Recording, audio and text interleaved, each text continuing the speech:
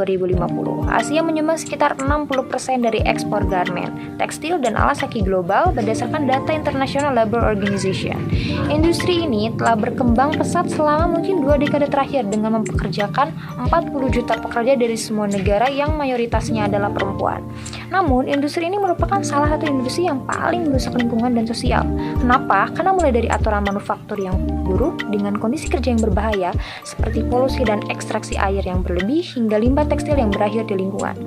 Industri pakaian telah tumbuh rata-rata 5,5% per tahun, sebagian besar didorong oleh fenomena fast fashion yang mengacu pada perputaran koleksi baru yang lebih cepat dan harga yang lebih rendah sehingga para produsen pakaian seperti buruh dibayar rendah. Akibat praktik yang tidak berkelanjutan dan regulasi yang kurang baik, dampak negatif dari lintasan tersebut sangat mengerikan. Berdasarkan laporan Fashion Sustainability 2021, pada tahun 2050, industri pakaian dapat menggunakan lebih dari 26% anggaran karbon yang terkait dengan lintasan pemanasan global di bawah -2 derajat Celcius. Mengkonsumsi 300 juta ton sumber daya tak terbarukan sehingga setiap tahun pada tahun 2050 dan tambahan 22 juta ton serat mikro ke laut antara tahun 2015 sampai tahun 2050 sampah pakaian yang menggunung. Tekstil pada tahun 2050. Maraknya berbagai advokasi mengenai industri pakaian yang merusak lingkungan membuat beberapa konsumen beralih ke pakaian berkelanjutan dan berorientasi kritis saat membeli pakaian. Laporan yang dibuat oleh Fashion Revolution Singapura menjelaskan bagaimana setiap negara di ASEAN sadar akan pakaian berkelanjutan atau fashion sustainability, mengingat posisi Indonesia sebagai salah satu negara dengan pertumbuhan ekonomi tercepat di dunia.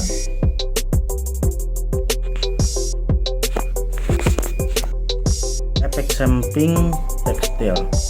Pada 2019, produksi garmen dan tekstil menyumbang 18% dari ekonomi kreatif negara dan bernilai ekspor lebih dari 12,7 miliar US dollar.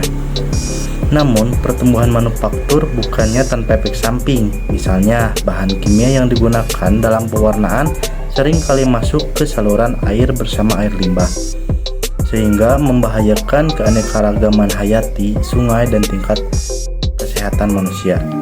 Tingkat pencemaran air yang disebabkan oleh industri tekstil telah menduduki peringkat kedua tertinggi secara global, yang telah menyebabkan kerugian yang diperkirakan sebesar 866 juta selama 2 dekade terakhir karena kontaminasi sawah dan lahan pertanian. Rendahnya tingkat kesadaran pakaian berkelanjutan.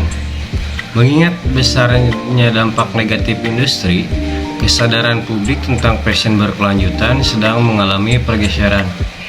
Walaupun tingkat pengetahuan tentang fashion berkelanjutan masih rendah, konsumen yang sudah sadar telah mulai mencari opsi berkelanjutan dalam memilih pakaian. Generasi milenial di Indonesia telah dibentuk untuk sadar lingkungan yang mengarah pada peningkatan perilaku pembelian yang lebih ramah lingkungan dan menggunakan kembali pakaiannya.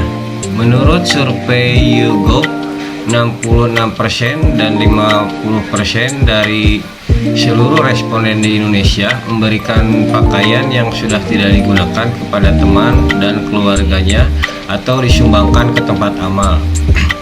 Dampak positif dari merek dapat melestarikan lingkungan. Sebagai contoh, koleksi Jakarta kita sejauh mata memandang pada 2017 berkolaborasi dengan wanita yang tinggal di komplek perumahan sosial terbesar di Jakarta, dan merek Lekat telah bekerja sama dengan wanita suku Baduy dari Banten untuk memasukkan tekstil tenun tangan tradisional pada pakaian mereka. Terima kasih. Di industri 2050 kita harus bisa menyangka pandangan mengenai di sektor garmen itu greenwashing. Dalam konsep itu perusahaan bisa menyesatkan konsumen mengenai greenwashing akan peduli lingkungan. Namun, revolusi industri keempat atau sering disebut 4.0 meluruskan akan pandangan seperti itu. Di revolusi industri 4.0 menjadi pertimbangan itu adalah sektor garmen, di mana diperkenalkannya viskos berbasis selulosa itu untuk mempertahankan keberlangsungan garmen di Indonesia. Sistem itu dapat memperkuat dan lebih ramah lingkungan seperti katun, bahan untuk tekstil itu yang berbasis selulosa. Untuk nilon juga bisa dipergunakan.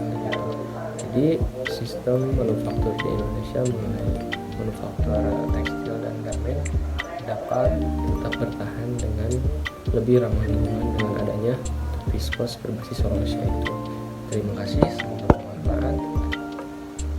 Wassalamualaikum warahmatullahi wabarakatuh.